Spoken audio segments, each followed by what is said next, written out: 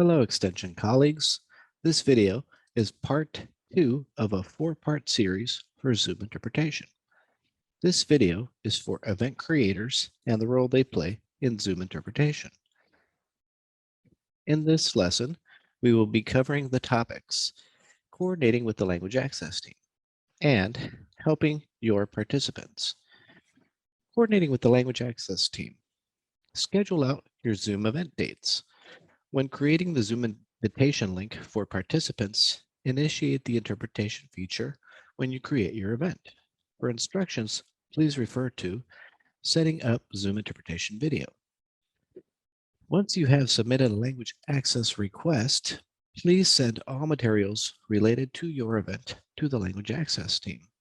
This includes PowerPoint presentations, notes, scripts, agendas, demographic forms, evaluations, and more.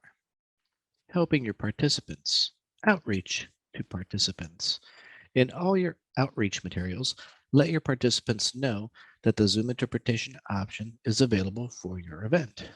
Notify your participants that they must have Zoom version 5.0 or the most updated version of the application.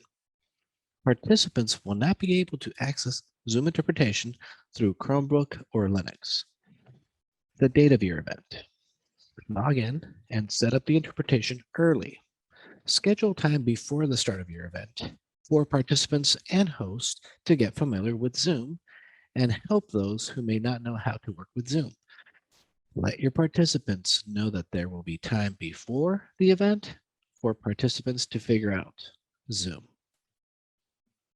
Make sure that interpreters and translators are at the event and set as interpreters on Zoom. Their screen name should show this. For additional helpful tools, refer to this.